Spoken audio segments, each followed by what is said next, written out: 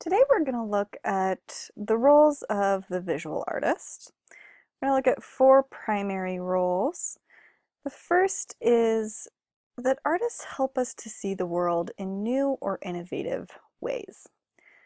For example, the artist Fred Wilson reshuffled the Maryland Historical Society's collection to highlight the history of Native and African Americans in Maryland. What we're looking at here is a set of fine silverware, but you'll notice that in the middle we also have this rather conspicuous pile of rusty metal. And these are shackles that would have imprisoned slaves. These slaves would have been serving elite members of white society using this elegant silver here. So Wilson's pairings brings to his audience attention the political and ethical realities often hidden by other curatorial practices. The second role of artists that we're going to look at is how artists make a visual record of the people, places, and events of their time.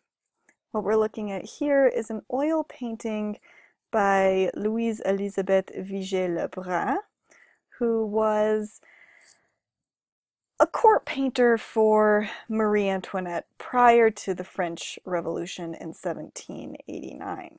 You'll notice that this work of art was painted just 2 years before the start of the French Revolution.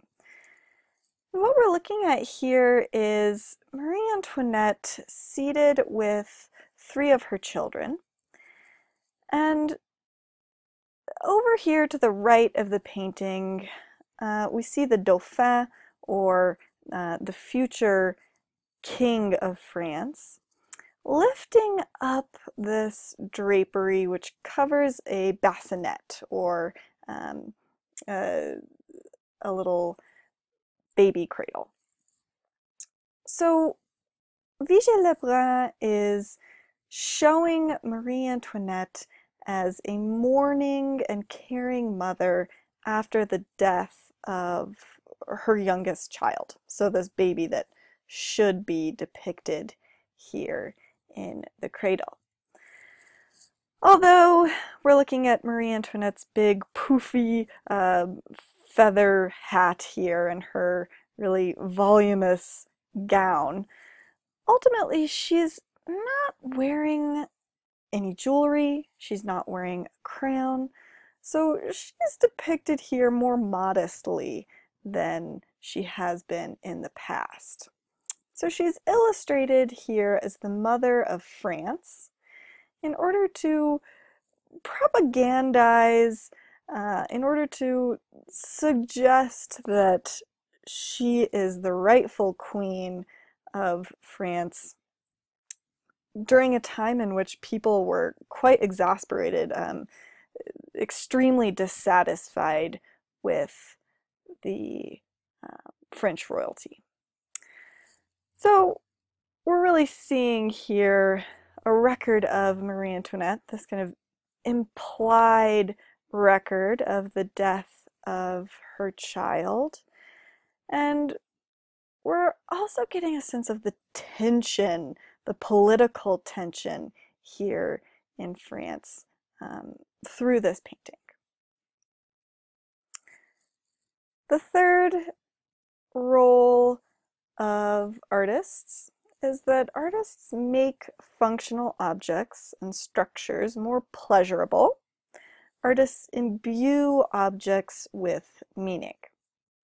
For instance, we're looking at a couple of objects, a couple of containers that would be used in a Japanese tea ceremony.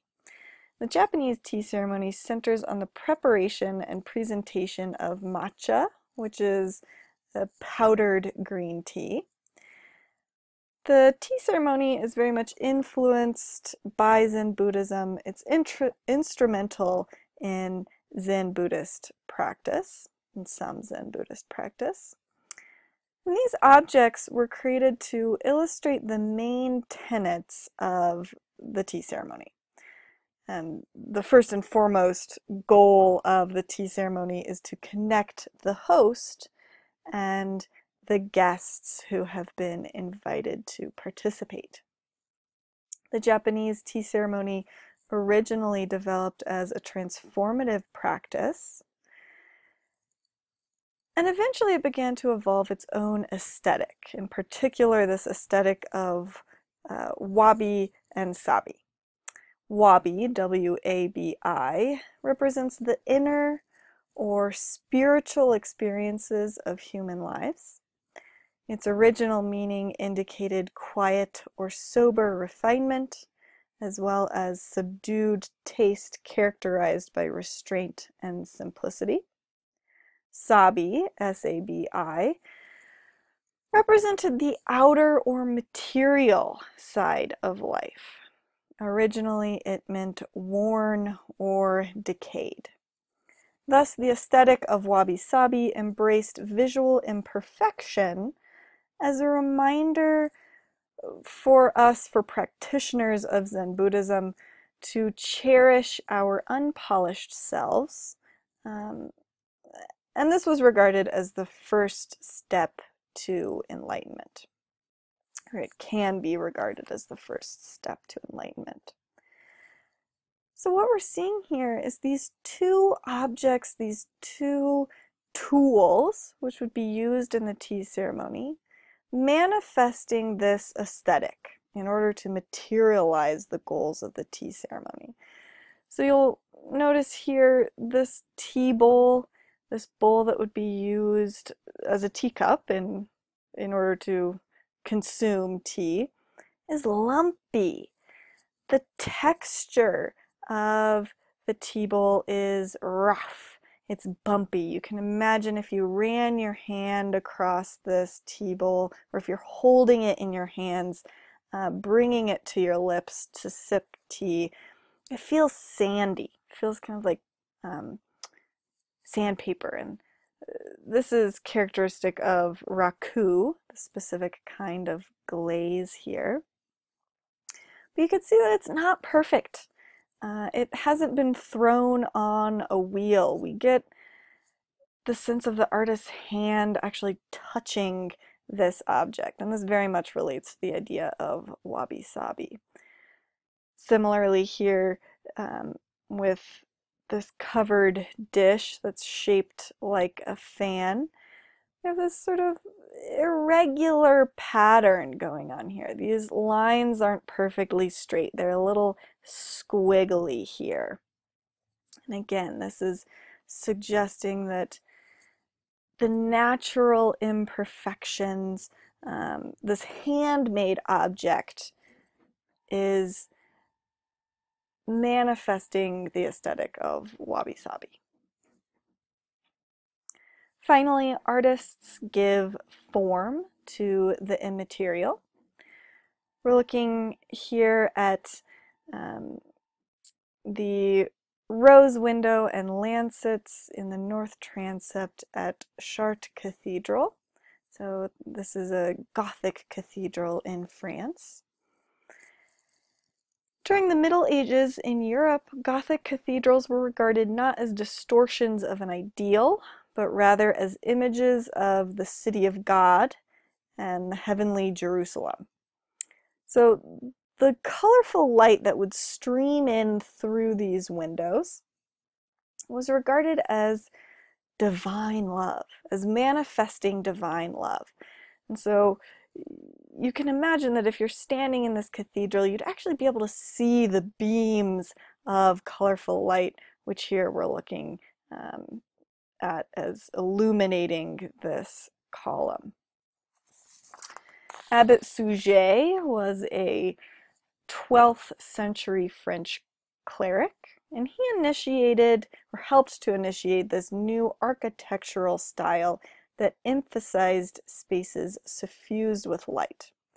His goal was to construct a church that would, quote, shine with wonderful and uninterrupted light of the most sacred windows, so that people would delight in the beauty of the house of God and feel as though they were dwelling in some strange region of the universe, which neither exists entirely in the slime of the earth nor in the purity of heaven."